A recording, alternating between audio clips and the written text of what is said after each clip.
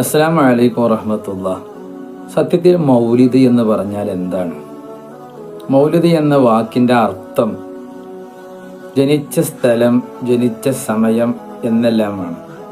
ഇആനത്തു ത്വാലിബീനിൽ കാണാം, ഒരു കൂട്ടം ജനങ്ങൾ ഒരുമിച്ച് കൂടി ഖുർആനിൽ നിന്ന് ഓതുകയും അമ്പിയാക്കളുടെയോ ഔലിയാക്കന്മാരുടെയോ ജീവചരിത്രങ്ങൾ പറയുകയും അവരുമായി നടന്ന സംഭവങ്ങൾ പറയുകയും അവരെ പുകഴ്ത്തുകയും ശേഷം ദരിദ്രർക്ക് ഭക്ഷണം കൊടുക്കുകയും ചെയ്യുക എന്ന പ്രവൃത്തിയാണ് സാങ്കേതിക അർത്ഥത്തിൽ മൗലിദ് എന്ന് പറയുന്നത്.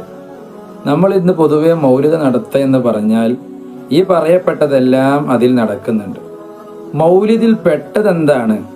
മദ്ഹ് പറയലാണ്. മൗലിദ് എന്ന് പറഞ്ഞാൽ അതിൽ ഏറ്റവും കൂടുതൽ നമ്മൾ ഉപയോഗിക്കുന്ന അവരെക്കുറിച്ച് മദ്ഹ് പറയലാണ്, അവരുടെ ജീവിത ചരിത്രങ്ങൾ പറയലാണ്. നബി സല്ലല്ലാഹു അലൈഹി വസല്ലം തങ്ങളുടെ മൗലിദ് ഓതുകയാണെങ്കിൽ നബി തങ്ങൾ ജനിച്ച ജനനവുമായി ബന്ധപ്പെട്ട കാര്യങ്ങൾ, ജനിച്ചപ്പോൾ ഉണ്ടായ അത്ഭുതങ്ങൾ, നബി തങ്ങളുടെ ജീവിതത്തിൽ നടന്ന സംഭവങ്ങൾ, അവിടുത്തെ ചരിത്രങ്ങൾ, മുഅ്ജിസത്തുകൾ, അമാനുഷിക കഴിവുകൾ, ഇതൊക്കെ നബി തങ്ങളെ മഹത്വപ്പെടുത്തുന്ന ഒന്നാണ്. അതുകൊണ്ട് ഇതെല്ലാം മൗലിദിൽ അടങ്ങുന്നുണ്ട്.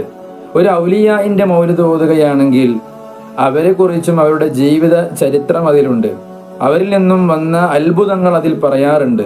ഇതാണ് യഥാർത്ഥത്തിൽ മൗലിദ്, നമ്മൾ ഓതുന്ന മൗലിദ് കൊണ്ട് ഉദ്ദേശിക്കുന്നത്.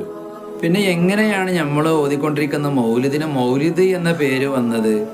അത് ഒരു ചെറിയ ഒരു കാര്യത്തെ സൂചിപ്പിക്കുന്ന ആ വാക്കിനെ ഒരു വലിയൊരു കാര്യവുമായി ബന്ധപ്പെടുത്തി പറയുകയാണ്. കാരണം മൗലിദ് എന്ന് പറഞ്ഞാൽ ജനിച്ച സ്ഥലം, ജനിച്ച സമയം.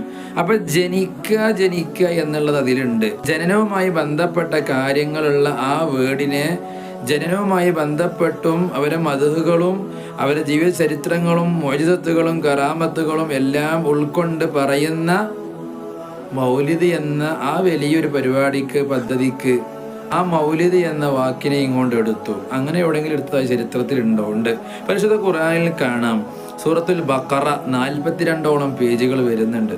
ആ 42ഓളം പേജ് വരുന്ന ആ സൂറത്തുൽ ബഖറ എന്ന് പറയുന്ന ബഖറ സൂറത്തിൽ പശുവിനെ കുറിച്ച് പറയുന്നത് വളരെ കുറഞ്ഞ ഭാഗത്ത് മാത്രമുള്ളൂ. അപ്പോൾ കുറഞ്ഞ ഭാഗത്ത് മാത്രം പറയുന്ന പശുവുമായി ബന്ധപ്പെട്ട കാര്യത്തെ ഈ 42ഓളം പേജ് വരുന്ന ആ സൂറത്ത് അതിലേക്ക് ആ ചെറിയ 2-3 കാര്യങ്ങൾ പറയുന്നതിനെ എടുത്തിട്ട് ഈ സൂറത്തിന് ഒരു പേര് കൊടുത്തു.